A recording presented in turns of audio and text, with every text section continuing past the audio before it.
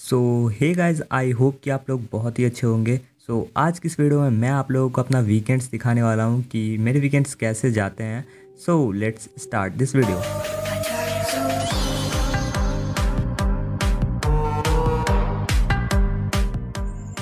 आज मैं उठा था 4:30 में एंड उसके बाद मैं गया मॉर्निंग वॉक पे, क्योंकि मुझे मॉर्निंग वॉक करना बहुत पसंद है एंड मैं डेली भी जाता हूँ, बट कभी कभी मैं नहीं जा पाता हूँ एंड मोस्टली मैं वीकेंड्स को तो जाता ही हूँ। मैं मॉर्निंग वॉक पे गया एंड वहाँ पे थोड़ा सा मैंने अपना टाइम स्पेंड किया, क्योंकि जहाँ पे मैं जाता हूँ वो प्लेस मुझे बहुत ही अच्छा लगता है एंड वहाँ पे अपना मैं टाइम स्पेंड करता हूँ। एंड उसके बाद मैं घर आया 6:30 में एंड उसके बाद मैं फ्रेश होकर अपना फर्स्ट स्टडी सेशन लगाया, जो कि 7:15 से था। एंड उसमें मैंने सबसे पहले फ़िज़िक्स के चैप्टर स्टार्ट किए, मतलब फ़िज़िक्स का वेक्टर पोर्शन स्टार्ट किया एंड उसको मैंने पहले रिवाइज़ किया, यानी कि उसके नोट्स को अच्छे से मैंने रिवाइज़ किया, क्योंकि मुझे वेक्टर्स में थोड़ी सी प्रॉब्लम हो रही थी एंड मुझे प्रैक्टिस करनी भी थी। इसीलिए मैंने सबसे पहले उसके नोट्स को रिवाइज़ किया एंड देन मैंने मॉड्यूल से कुछ क्वेश्चंस की प्रैक्टिस की। एंड इसको सॉल्व करते करते मुझे भूख लग गई थी, क्योंकि वैसे भी मैंने रिवीजन में अच्छा खासा टाइम दे दिया था ताकि मुझे मॉड्यूल्स को सॉल्व करने में दिक्कत ना आए एंड इसीलिए मैंने अच्छा खासा मतलब कंसेप्ट समझने में टाइम दिया था। उसके बाद मैंने कुछ ब्रेकफास्ट किया एंड ब्रेकफास्ट करने के बाद मॉड्यूल्स को कैरी ऑन किया, यानी कि मॉड्यूल्स को मैंने फिर से सॉल्व करना स्टार्ट कर दिया। एंड मॉड्यूल्स को सॉल्व करते करते मुझे एक नोटिफिकेशन आई एंड तभी मुझे पता चला कि कल एडवांस पेपर टेस्ट है। मुझे इससे पहले मुझे पता था कि टेस्ट होने वाला है, बट मुझे इतना अंदाज़ा नहीं था कि एडवांस का टेस्ट होगा, मतलब एडवांस्ड क्वेश्चन का टेस्ट होगा। मुझे लग रहा था शॉर्ट प्रैक्टिस टेस्ट वगैरह कुछ होगा। इसलिए मैं उतना ज़्यादा मतलब वो तो कभी भी अगर शॉर्ट प्रैक्टिस टेस्ट रहता तो मैं इजीली प्रिपेयर कर सकता था, इसलिए मैंने उतना इस पर ध्यान नहीं दिया था।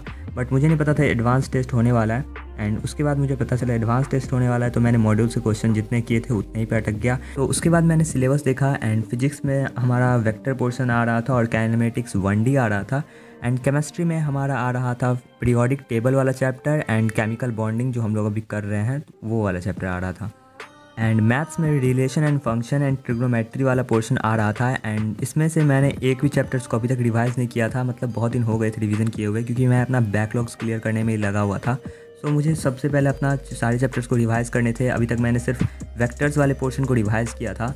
मेरे केमिस्ट्री बचे हुए थे, मैथ्स बचे हुए थे और फिजिक्स में भी मोशन इन 1D चैप्टर बचा हुआ था। मैंने सबसे पहले अपना केमिस्ट्री के साथ स्टार्ट किया, क्योंकि केमिस्ट्री में मैंने जैसा कि आप लोगों को इससे पहले भी बताया कि मुझे इनऑर्गेनिक के कंसेप्ट्स को समझने में थोड़ी सी प्रॉब्लम हो रही थी। इसीलिए मैंने सबसे पहले उसे स्टार्ट किया रिवाइज़ करना एंड केमिस्ट्री को रिवाइज़ करना मुझे बहुत ही बोरिंग लग रहा था एंड मैं किसी कॉन्सेप्ट में बहुत ज़्यादा फंस रहा था, जिसकी वजह से कि मुझे फिर से लेक्चर को दोबारा देखना पड़ रहा था। मेरे सैटरडे पूरा केमिस्ट्री और ट्रिग्नोमेट्री के कुछ क्वेश्चन सॉल्व करने में पूरे मेरे सैटरडे चले गए, क्योंकि आप लोगों को लग रहा होगा कि ये इतना टाइम मतलब वेस्ट कर दिया मैंने, क्योंकि मतलब मुझे केमिस्ट्री समझने में बहुत ज़्यादा टाइम लग रहा था एंड मैंने चाहता था कि मैं कुछ भी केमिस्ट्री में फिर वहाँ पे जाकर गलती कर दूँ तो क्या फ़ायदा रह जाएगा।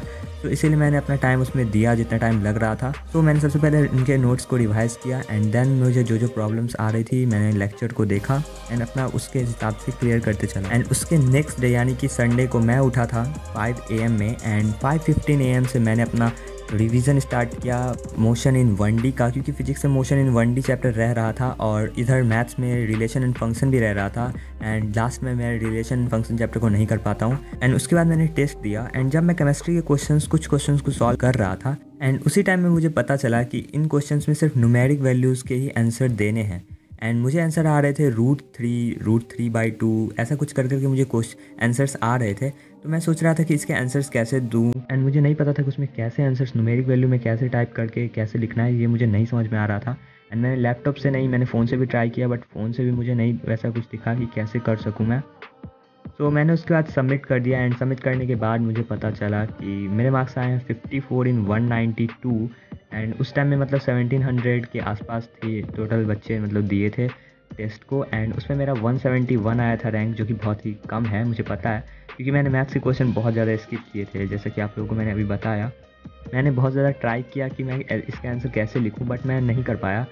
इसलिए मैंने जो आंसर्स नहीं मिल रहे थे, जो आंसर्स नहीं हो रहे थे, मैंने उनको छोड़ दिया एंड मैथ्स में ऐसे ही करके मेरे मोस्टली टोटल क्वेश्चन को ही मुझे छोड़ना पड़ा, क्योंकि मैंने मैथ्स में उतना ट्राई भी नहीं किया कि आंसर्स क्या आ रहे हैं। मुझे लगा कि अगर ऐसे न्यूमेरिक वैल्यूज़ नहीं हो रहे तो न्यूमेरिक वैल्यूज़ के आंसर तो बहुत कम ही आता है, इसलिए मैंने मैथ्स को उतना ट्राई भी नहीं किया था एंड ये मेरी गलती भी थी। ऐसा गया मेरा पूरा वीकेंड, यानी कि मेरा 2 दिन ऐसा गया एंड ये मुझे पता नहीं इस बार का सबसे ज़्यादा टफ वीकेंड था मेरा, क्योंकि इसमें मुझे अच्छे खासे टाइम लग गए थे डिवीज़न करने में। बट या मेरे कंसेप्ट्स भी क्लियर हो गए। सो आई होप कि आप लोगों को ये वाली वीडियो पसंद आई होगी। वीडियो पसंद आई तो वीडियो को लाइक कर दीजिएगा, और चैनल पर नए हो तो चैनल को भी सब्सक्राइब कर दीजिएगा। मैं मिलता हूँ जल्दी आपसे किसी नेक्स्ट वीडियो में। Thank you so much for watching. Bye bye and sayonara.